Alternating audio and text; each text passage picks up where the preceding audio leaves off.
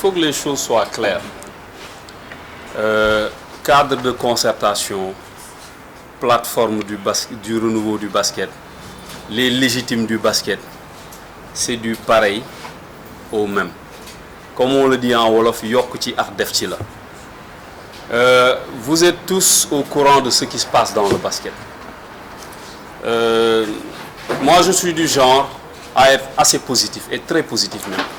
J'ai toujours défendu la cause du basket. Même étant joueur. Étant joueur, lui, il était le président de la fédération. On était pratiquement en bisbille. Mais n'empêche, il faut reconnaître une chose. Il a fait avancer le basketball sénégalais d'un pas de géant. Ça, il faut le dire. Je n'ai jamais pris aucun sou de Tania.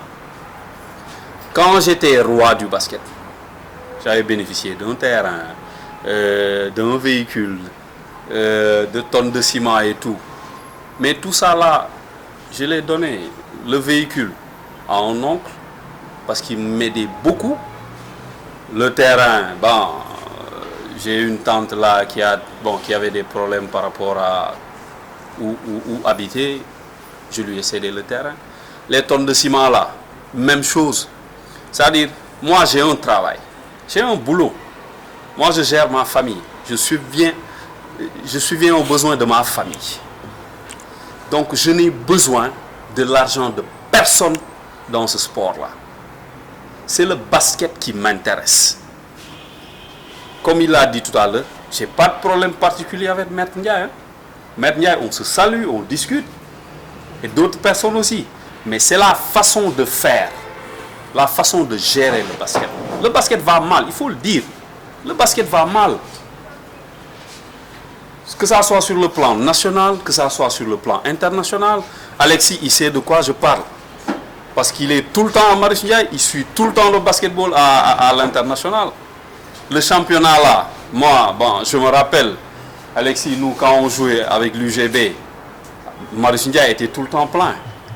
Tout le temps. Il y avait moins de violence, mais maintenant, il y a tout le temps la violence. Tout le temps. Il n'y a pas de sanctions, il n'y a rien.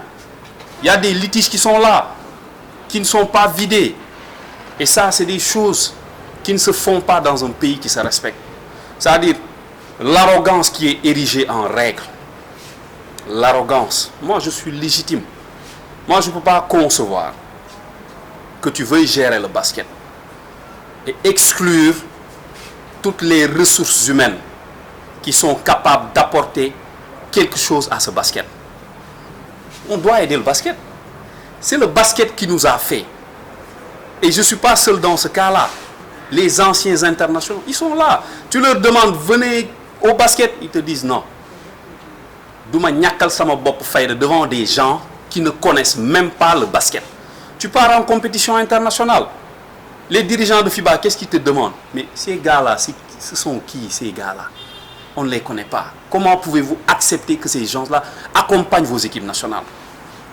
D'où la médiocrité qui s'y passe, qu'on y retrouve. Il n'y a eu que des scandales à l'international, dans les championnats d'Afrique. Tu vois un délégué fédéral qui menace des dirigeants de FIBA Afrique. Vous croyez que ça c'est normal? Ça c'est l'image du Sénégal qu'on écorne. C'est l'image du Sénégal.